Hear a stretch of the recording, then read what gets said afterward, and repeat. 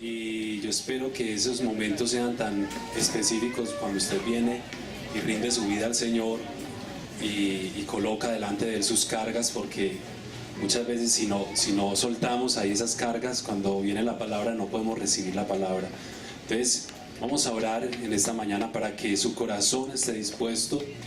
Vamos a orar para que el Espíritu Santo de Dios nos llene en este día, en esta mañana preciosa, y para que la gloria de su gracia, de su presencia esté en medio de nosotros, porque donde hay arrepentimiento, el Espíritu de Dios está allí, y donde el Espíritu de Dios está, dice la palabra, hay libertad.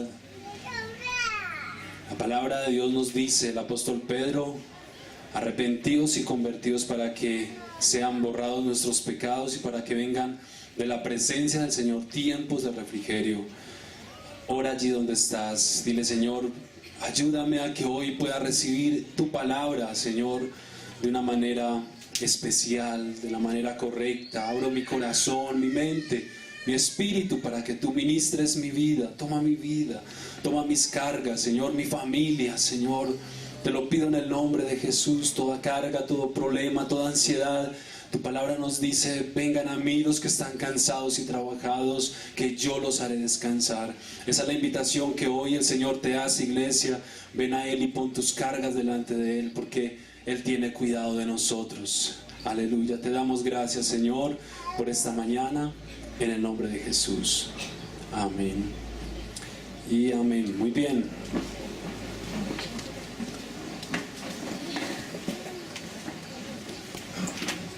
Bien, alguien por primera vez levanta su mano y yo quiero mirar quién vino por primera vez. ¿No? A ver, no alcanzo a ver. ¿Alguien por primera vez vino? ¿No? Bueno, bienvenidos hermanos. Bienvenida iglesia del Señor. Vamos a un texto, a Génesis, por favor. Génesis 45. Génesis 45. Y leamos el versículo 51 y 52. Génesis 41, versículos 55 y 52.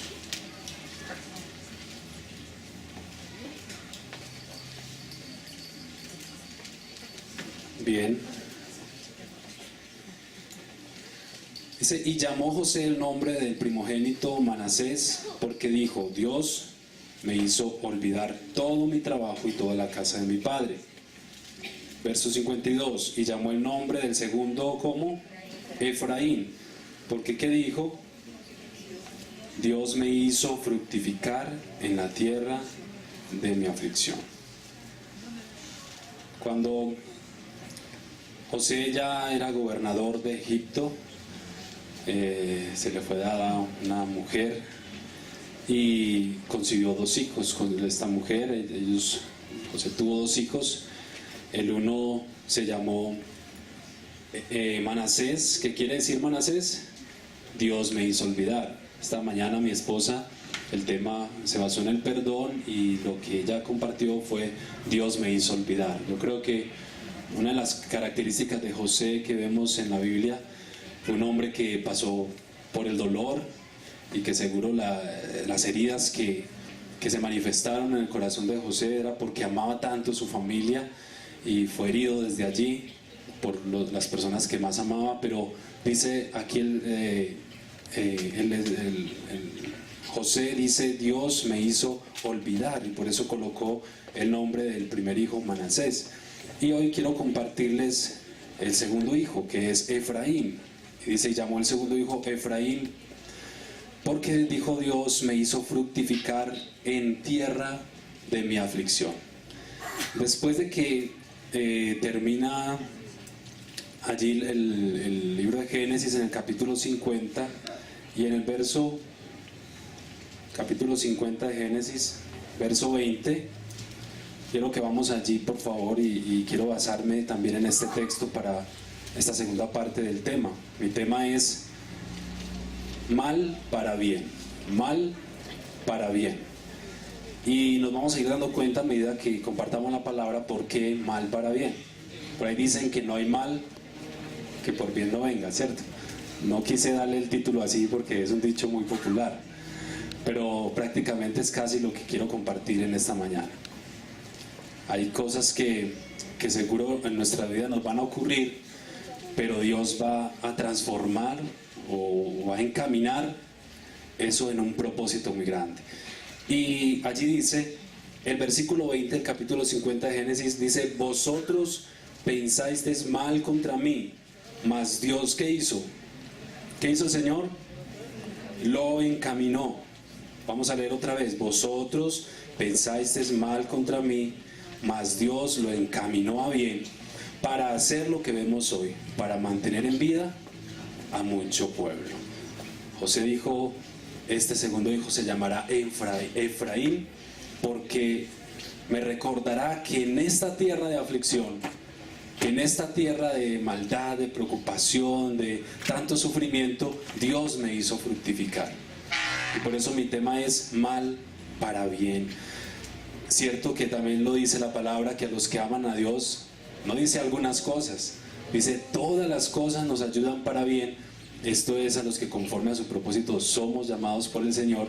Y yo espero que muchas cosas que han transcurrido en su vida, usted en esta mañana pueda entender que Dios encamina tal vez situaciones o lo que estemos viviendo, usted como familia, como estemos viviendo como congregación o personalmente. Entendamos que si dependemos de Él, Dios va a encaminar eso para bien. Aquí no hace referencia a la maldad que surge del corazón por el pecado, por los pecados ocultos o por mis... No, aquí es un mal que los hermanos de José pensaron hacer. Voy a hacer referencia al mal que muchas veces sobrevino sobre no solamente José, sino que voy a tratar de tomar algunos personajes bíblicos también y mostrar cómo Dios les hizo fructificar y levantarse en medio de la aflicción, en medio de los momentos difíciles. Y yo quiero decirte que no importa cuál sea el momento o la dificultad que tú estés enfrentando, pero seguro que Dios quiere encaminar esto para bien.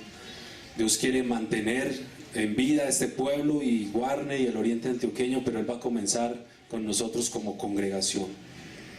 Entonces José aquí da gracias porque en medio de ese sufrimiento, en medio de la aflicción que él vivió allí en esta tierra, Dios le da esposa, Dios le da hijos, Dios le da un lugar para gobernar, lo coloca como gobernador de Egipto, y vemos el éxito de la vida de José en todo eso. Entonces él da gracias a Dios y lo bendice, ¿cierto?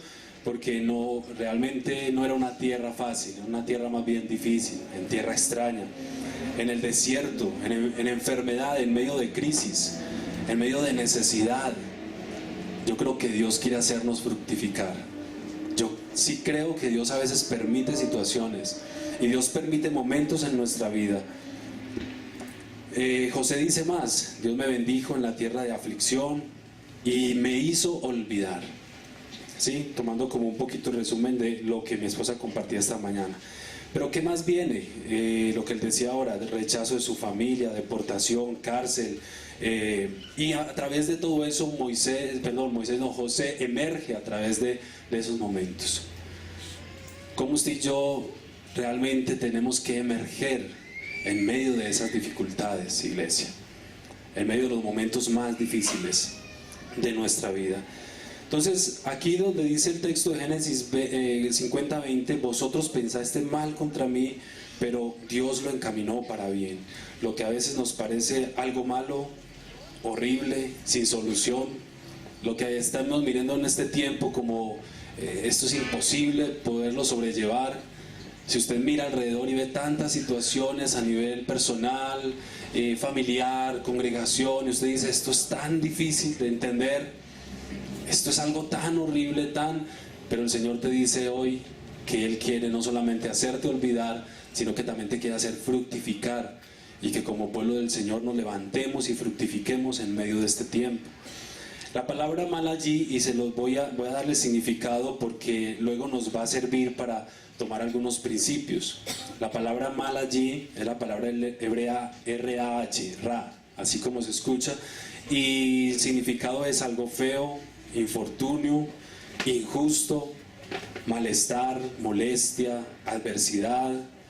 Nótelo allí rápidamente, porque tal vez no tenemos todo el tiempo para hablar de cada una de esas cosas, pero yo quiero que usted tenga el significado claro de lo que es allí la palabra mal.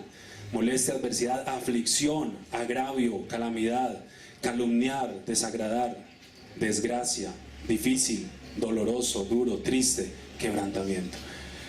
¿Cree usted que José vivió todas estas cosas? Si usted lee toda la historia de José, que tampoco tenemos el tiempo porque es muy larga, usted se da cuenta de que allí José vivió todo esto: rechazo, traición, dolor, aflicción, infamia. O sea, qué feo le hicieron a José. Uno podría decir qué feo, pero tal vez en su corazón, de pronto al ver el dolor que causaron sus hermanos, de pronto tal vez en ese momento no se había dado cuenta de que Dios estaba encaminándolo todo para hacerle fructificar, que Dios estaba encaminando todo ese mal que ellos habían pensado hacerle para luego venir un bien sobre su vida. Yo quiero que usted, por favor, tenga eso en su corazón, en su espíritu en esta mañana. Téngalo allí en su corazón y que pueda recibir el mensaje, no tal vez que yo quiera darle, sino lo que Dios quiere hablar a su espíritu, lo que Dios quiere hablar a su corazón. La palabra encaminar, cuando dice que entonces ellos quisieron hacerle mal, pero Dios lo encaminó hacia bien, la palabra encaminar en el hebreo quiere decir tejer. Vaya anotando: tejer, tramar, pensar, considerar, valorar, calcular, determinar, diseñar, ingeniar, trazar un plan, construir. Y todas estas cosas que les estoy diciendo fue lo que Dios hizo a través de la vida de José y de muchos hombres que vamos a hablar esta mañana. Dios, en medio de lo que los hermanos quisieron hacerle a José, el mal que le quisieron hacer, Dios lo estaba encaminando, Dios lo estaba calculando, Dios lo estaba determinando, Dios estaba tramando hacer otra cosa. Dios estaba poniendo su mano en medio de la dificultad.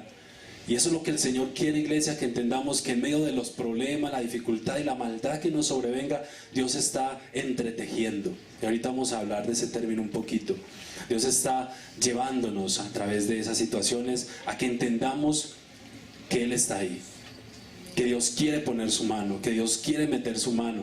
Lo que pensamos que está tan mal y que todo el mundo se me vino encima y todas las circunstancias y todas las cosas están a mi contra, Dios las está entretejiendo, Dios las está encaminando, Dios está diseñando un plan. Amén. Yo quiero que usted lo entienda. Dios está diseñando un plan. Piense por un momento en qué situación está viviendo en este momento. Piense por un instante qué cosas han sobrevenido en estos días.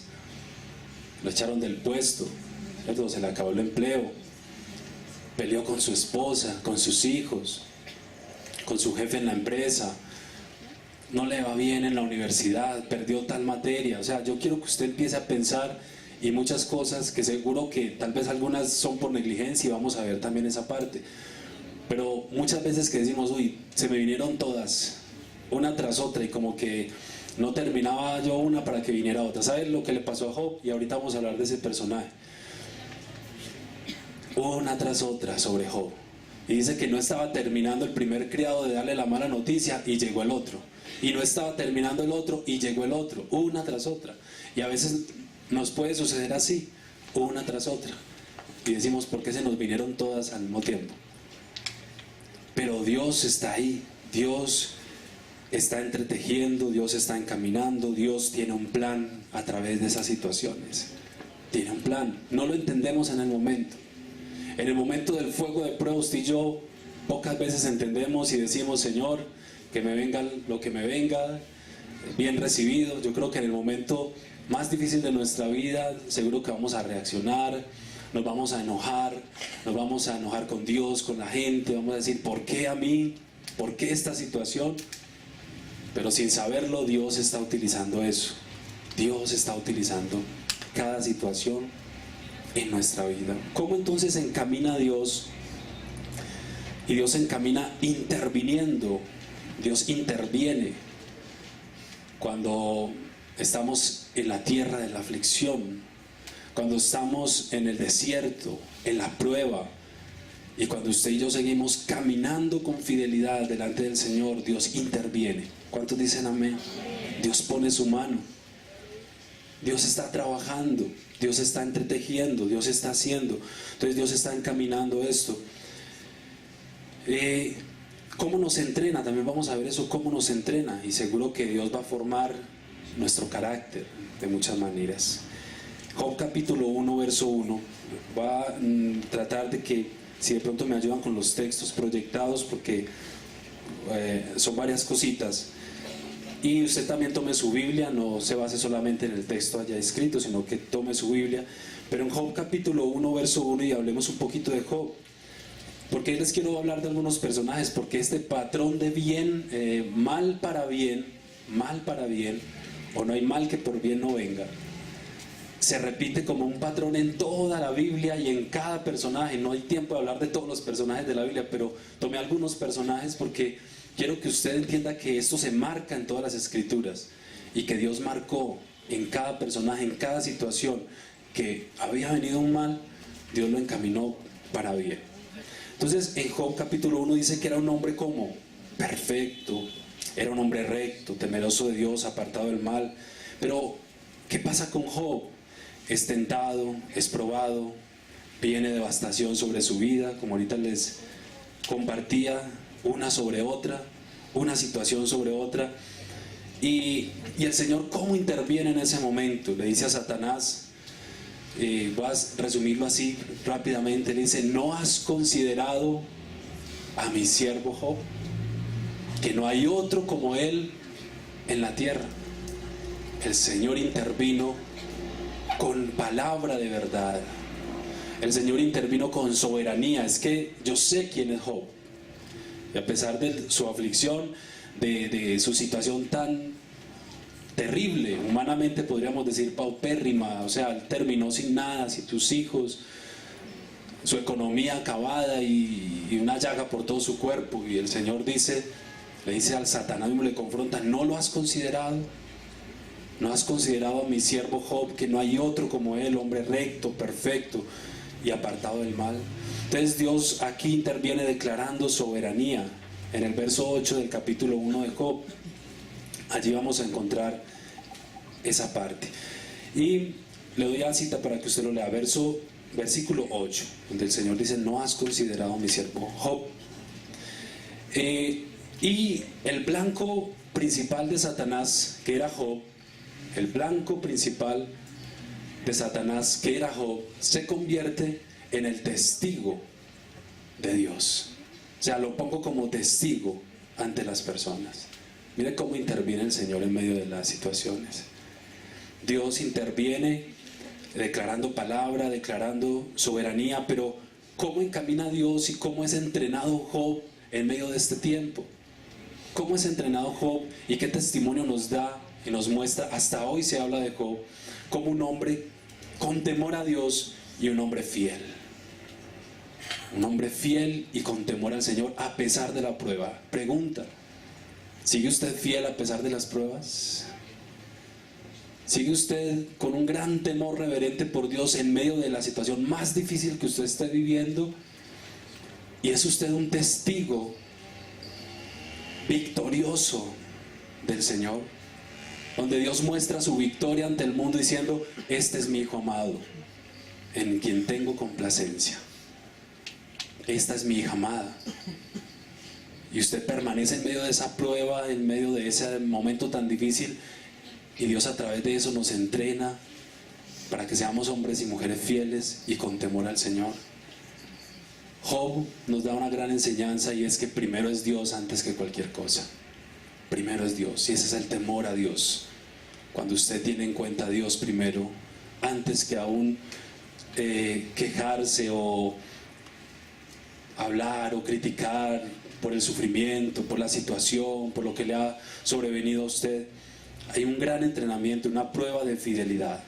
Vamos a pasar rápidamente a otro personaje, es Moisés. Aunque en la vida de Moisés, ustedes conocen un poco la historia, del mal vino por una mala conducta de Moisés, ¿cierto? Donde cuando estaba en Egipto vivió la aflicción del pueblo, de Israel, Moisés allí mata a un egipcio y huye. Usó de sus impulsos, ¿cierto? Fue una mala decisión que él tomó, y Dios quería encaminar todo esto. Mata a un egipcio pensando que va a liberar tal vez a Israel de esa forma, con su fuerza, pero Dios ya tenía un plan. ¿Cuántos dicen amén? Dios tenía un plan, lo lleva al desierto, y allí 40 años en ese lugar con ovejas, pastoreando ovejas, y luego allí Dios interviene con la palabra y le dice: Moisés, yo te he llamado, yo te he levantado, yo te he puesto, yo estaré contigo. Y aquí el entrenamiento en nuestra vida es el carácter, porque es que muchas veces nosotros queremos actuar a nuestra manera. Como un guerrero tremendo como era Moisés en Egipto, no era cualquiera. Él luchaba contra Ramsés, era un general en Egipto. Pero como un hombre con un carácter impulsivo, que vio una situación, inmediatamente cogió y mató al egipcio, usó su fuerza, sus impulsos. Como un hombre es transformado en su carácter, como un hombre manso. Tan manso que se tuvo que aguantar toda una congregación encima de él, juzgándole, criticándole. Y entonces allí Dios interviene en su vida formando su carácter. Y el entrenamiento de Dios aquí es el carácter, es la formación del carácter. Yo no sé si usted viene simplemente a escuchar, o usted viene porque dice: yo necesito cambiar un área hoy de mi vida, muchas áreas de mi vida. Yo estoy dispuesto no solo a oír. Por eso dice el apóstol Santiago que seamos no solamente oidores de la palabra, sino que hacedores de la palabra. Entonces aquí el entrenamiento es el carácter. Dios interviene con palabras: estoy contigo, tú puedes hacerlo, te voy a respaldar. En el capítulo 3 del Éxodo 3 del 11 al 15, nos habla de un hombre que realmente tenía una cantidad de inseguridades, y que el desierto tal vez le sirvió para bajar un poquito sus impulsos, su autosuficiencia, sus capacidades, y en un momento como que: Señor, ¿y quién soy yo para ir a rescatar un pueblo? ¿Se da cuenta? Un guerrero, un hombre que dice el capítulo 7 de Hechos que Moisés era poderoso en palabra. Así lo dice el capítulo 7 de Hechos. Moisés, un hombre poderoso en palabra. Bueno, no sé si era tartamudo o no, ahí yo no discuto porque no sé exactamente. Hay cositas en la Biblia que cuando dice que, como Pablo dice que era el más pequeño, nos dicen es que era un enanito, que Pablo, y que era, pues no sé si se refería a lo físico. Pues yo pienso que no, yo pienso que se refiere a que entre todos los que Dios había llamado, él era como el más pequeño entre todos, ¿cierto? O cuando dice que Moisés no sabía hablar, pues la verdad no sé. Creo que eso se refiere más a una situación de las emociones, pero la verdad no he estudiado bien esa parte. Pero cuando dice que Moisés era poderoso en palabras, es que era un guerrero, era un hombre estudiado en el lenguaje de los egipcios, tal vez en mucha sabiduría y conocimiento, pero luego un hombre que dice: no soy capaz. Y un hombre que allí en Éxodo 3, ante la zarza ardiendo, dice: Señor, ¿quién irá? ¿Yo cómo voy a hacer? Y si yo les digo que tú me enviaste, entonces ¿qué van a decir de mí? ¿Cierto? Un hombre con una cantidad de incapacidades. ¿Qué les diré? ¿Cuál es tu nombre? ¿Quién soy yo para hacerlo? ¿Cómo responderé? Y Dios le dice: yo estaré contigo. Diferente a cuando muchas veces nosotros decimos: es que yo conozco a Dios, es que yo me la sé toda, ¿cierto? O cuando decimos en nuestra vida tal vez: yo soy capaz, yo lo hago. Y Dios a veces nos trata en nuestro carácter y nos lleva a humillarnos, a decir: Señor, no soy capaz, tú sí eres capaz en mí, yo no soy capaz. Pablo dijo: ya no vivo yo, vive Cristo en mí, y esa es la fuente de mi vida. Y Él es por quien yo me muevo, por quien yo existo, por quien yo camino, subsisto, es el Señor. Entonces Moisés aquí estaba viviendo una situación tal vez difícil en el desierto. Dios interviene, forja su carácter para, como les decía ahorita, aguantar tal vez toda una congregación. Si Dios lo hubiera colocado, ¿usted se imagina a guiar el pueblo sin ser tratado en el desierto? ¿Se imagina allí en esa escena con Coré y todos los que se rebelaron y dijeron: Moisés, el peor líder, nos sacó y nos... ¿Qué hubiera hecho Moisés si no hubiera sido un hombre manso, ya pulido y tratado? Los coge a palo a todos, ¿cierto? Yo creo que a veces Dios no nos entrega a nosotros la gente, no nos da personas porque no hemos sido pulidos en nuestro carácter. Y a veces esas situaciones como de aflicción y de desierto, porque aquí la prueba fuerte fue el desierto y el entrenamiento fue el desierto. Pero en ese momento de desierto Moisés aprendió. Moisés aprendió a depender de Dios. Un Moisés que tal vez allí 40 años ocultándose, hasta la barba se dejó crecer para que no lo reconocieran. Imagínense, hermano, la culpa, él cargando todo ese tiempo con la culpa de haber matado a alguien. O sea, es que hay cosas que uno a veces como que se va un poquito más allá y uno dice: ¿qué viviría 40 años Moisés en un desierto? ¿Qué vive usted en un desierto? En el desierto de su corazón. Y cuando Dios está utilizando ese desierto porque te está puliendo tu carácter, y tal vez ese desierto tú dices: uy, Señor, estoy cansado de este desierto, ¿cuándo saldré de este desierto? Oseas 2:14 dice que aquí yo la llevaré al desierto, está hablando a la iglesia. Y en el desierto voy a hablar al corazón, porque Dios es especial en hablar, pero en los momentos difíciles, no cuando usted todo lo tiene, no cuando usted, mejor dicho, se para a predicar y toda la gente cae al piso y usted, mejor dicho, está lleno.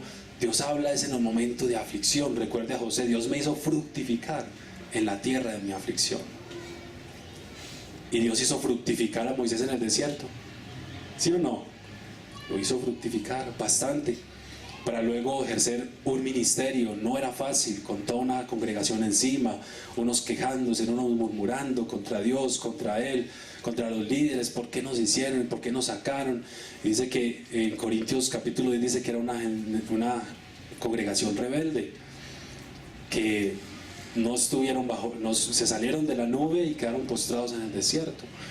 Sin embargo, Moisés allí estaba aprendiendo, y la Biblia dice que era un hombre manso también. Qué rico que el Señor nos entre a desiertos. Amén. Muy poquitos dicen amén. A poco les gusta el desierto. Ay, ay, ay, mejor. A pocos tal vez nos gusta los momentos de desierto, de aflicción. Pero sabe, Dios está encaminando porque está puliendo nuestro carácter. Y Dios en esos desiertos te está puliendo, te está formando como persona, como líder, como hijo, como papá, como esposo, como esposa. Dios te está puliendo, está encaminando todo para bien, para bien. Vamos a avanzar acá. Hay otro hombre, Abraham, porque quiero colocar algunos ejemplos por algunos principios y cosas que vamos a tener que enfrentar en nuestra vida. Aquí lo que parece más mal en Abraham, pues lo que conocemos como la prueba de fe o la prueba más fuerte de Abraham, fue en Génesis 22, versículo 2, donde Dios le dice: toma ahora tu hijo, a tu único hijo Isaac, a quien amas, y ofrécemelo en holocausto. Génesis 22, 2. Más que cuando el Señor le dice: sal de tu tierra y tu parentela. Yo creo que esa fue una de las cosas que de pronto Abraham, porque dice que Dios había dicho ya a Abraham, o sea que le volvió a decir, ¿sí o no? En Génesis 12. Pero yo creo que aquí, iglesia, fue una prueba más fuerte de parte de Dios. Y le dice: toma ahora tu hijo, a tu único Isaac, a quien amas, y ofrécemelo. ¿Qué le parece eso? Cuando el Señor te pide a ti lo que tú más amas. Uy, qué mal esto parecería ser humanamente. Qué mal, Señor, ¿por qué si este trabajo ganaba tan buena plata, por qué me echaron? Qué mal, Señor, ¿por qué la situación en mi casa así? Qué mal. A veces estamos diciendo: Señor, ¿por qué? Pero no hay mal que por bien no venga. Dios quería probar la fe de Abraham, probar su fe. Y aquí vemos un hombre, o sea, pensemos solamente por un momento. ¿Sabe usted qué significa esto, iglesia? Dios le está pidiendo lo más valioso, y Dios en medio de las pruebas nos pide lo más valioso. Y entienda que cuando viene algo que parece ser algo muy malo para usted, pregúntele a Dios por qué, no por qué, sino para qué. Pregúntele a Dios: Señor, ¿Qué quieres? ¿Qué quieres a través de esta situación? Tal vez decimos más, Señor, ¿por qué? ¿Y por qué? ¿Y por qué? Pero dígale, ¿para qué, Señor? ¿Cuál es el propósito? Dios, cómo intervino allí en el versículo 12, dice, sustituyendo y proveyéndose de un cordero. Dios sustituyó y proveyó. Intervino Dios cuando le dice, no extiendas tu mano sobre el muchacho. ¿Por qué? Porque ya conozco, primero, que temes a Dios. Que temes a Dios. El Señor allí en medio de ese entrenamiento, Él mira nuestro corazón. Y Él nos dice, ahora conozco que eres una mujer de fe, un hombre de fe, un hombre esperanzado, que dependes de mi presencia, que dependes de mí, que no dependes de las circunstancias. Y que Abraham, cuando Dios le pide a su hijo, dice que él va ahí encaminado hacia ese lugar para clavar allí el cuchillo, ponerlo en el lugar de sacrificio, y luego tomar el cuchillo y clavárselo a su propio hijo, a quien Dios había prometido una descendencia. ¿Sabe qué dice el libro de Hebreos? Me impacta esto. En el libro de Hebreos nos muestra algo maravilloso. Hebreos 11:17 dice, por la fe ofreció a Isaac. Verso 19, pensando que Dios era poderoso para levantarlo aún de entre los muertos. ¿Se da cuenta? O sea que, pues pienso yo que Abraham no iba ahí como con Isaac, como que, Señor, arrepiéntete en el camino, mira, amo tanto a mi hijo, Señor, arrepiéntete de que yo lo mate y háblame ya, muéstrame ya, dime que no.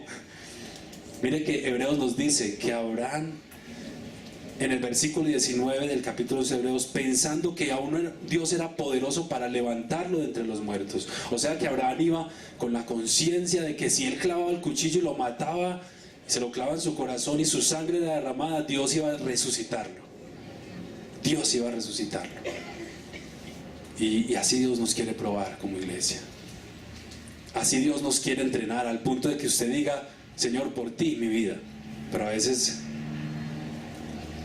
cantamos solamente, no hay nadie como tú, te amo más que a mi vida, te amo más que a mi vida. Y le decimos al Señor y le cantamos al Señor, pero en un momento donde hay que sacrificarlo todo por Él. ¿Cómo está entrenando Dios la iglesia para estos tiempos? Cómo las situaciones nos vuelven, hermanos, a veces como soldados de chocolate, queremos tirar la toalla y decir, ya no más, ya para qué. ¿Para qué seguir? ¿Para qué continuar si da todo lo que me viene? Si mire la situación económica como está en mi casa, mire la situación con mi esposa, mire esta situación con mis hijos, ¿para qué? Y nos comprometemos tanto con nuestras palabras. Por ahí decía Marco de una vez que los cristianos no decimos mentiras, pero las cantamos todas. Las cantamos. Y le decimos al Señor y nos comprometemos, y después en el momento, en la prueba de la hora de la verdad, salimos con un chorro de babas, perdónenme la expresión. Y situaciones que son muy duras, seguro que van a ser muy duras, y seguro no sé qué estés viviendo, puedes estar pasando por lo peor, pero el Señor está encaminando todo esto para un bien, para un bien. Y aquí entonces Dios prueba a este hombre. Vamos a pasar a Daniel y los 3 jóvenes que fueron echados en el horno de fuego. Por eso le dije que todo este patrón se repite en las escrituras. ¿Se va dando cuenta cómo Dios encamina todo para bien? En un momento algo que parece tan malo, tan difícil, tan fuerte, tan incapaces nos sentimos de poder sobrellevar, Dios lo va encaminando para bien. En el capítulo 3, versículo 6, dice allí que, bueno, estos jóvenes, primero que todo, fueron deportados, cautivos, ¿cierto? Fueron llevados cautivos a Babilonia, deportados, les cambiaron el idioma, les cambiaron hasta la dieta. ¿Qué más? Las vestiduras, y hasta el nombre se los cambiaron. Uno se llamaba Azarías, Misael, y ¿cuál nombre les pusieron? Sadrach, Mesach, Abednego. ¿Y a Daniel cómo fue? Belsasar, Ajá.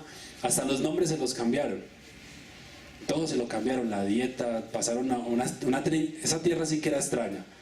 Salir de la tierra de los judíos, de los hebreos, allí donde se adoraba a Dios, donde se glorificaba a Dios, donde agradaban al Señor, donde estaban en intimidad todos los días, pero ellos persistieron, claro que sí, pero fueron deportados a una tierra difícil, a una tierra difícil.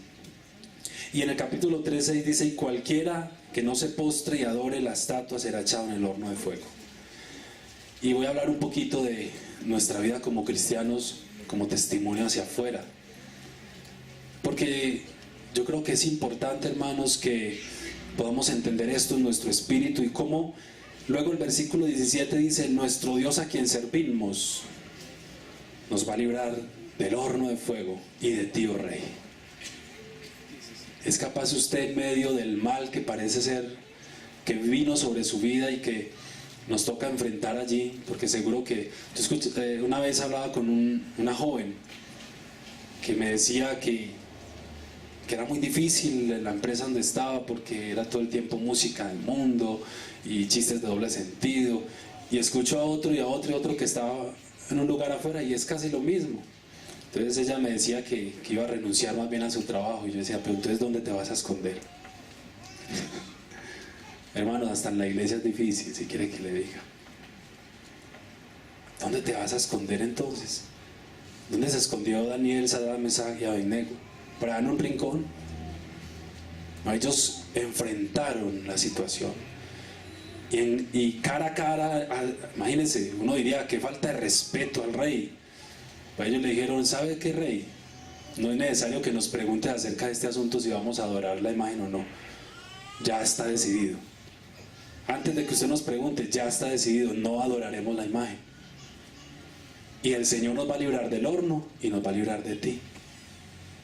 Yo no sé si usted como iglesia tiene esa valentía para enfrentar estas situaciones y usted en el mundo poder decir de esta forma y recalcarle a la gente quién es usted. Usted es un hijo de Dios, y recordarle al mundo que usted tiene unos principios y que usted no vende sus principios porque no son negociables, no son negociables. Pero hoy en día los principios tristemente están tan negociables de parte de nosotros como iglesia, porque vamos cediendo a las cosas, a lo que el mundo, a lo que el régimen. Pero sabe que Dios todo esto lo está encaminando de una manera sobrenatural. ¿Cuál es el entrenamiento aquí? Bueno, Dios interviene mostrando el poder. No sé cuántos dicen amén, pero cuando usted no teme a decir quién es y cuáles son sus principios, Dios responde. Yo le decía a esta joven: sabe, un arma poderosa. Si usted le dicen cosas, si usted la molestan, si usted le pone la música en el oído, si usted lo que sea, sabe que predique el evangelio y van a pasar dos cosas: o se convierten o no la vuelven a molestar. Uno predica el evangelio, o la gente se convierte o la ahuyenta, ¿sí o no? Jovencita, si usted no quiere, perdóneme, un tipo ahí encima de usted, encima, háblele de Cristo. Y dirá que con eso tiene ya para: esta no, yo con esta no puedo. Lo mismo usted como joven, háblele de Cristo, no me ponga a mirarla, no me ponga a contemplar el pecado, no me ponga a codiciar, háblele del Señor y dirá que con eso tiene para que vaya. Bueno, ojalá que no, ojalá que no, ¿cierto? Ojalá que convierta, pero es un arma poderosa. Yo le decía: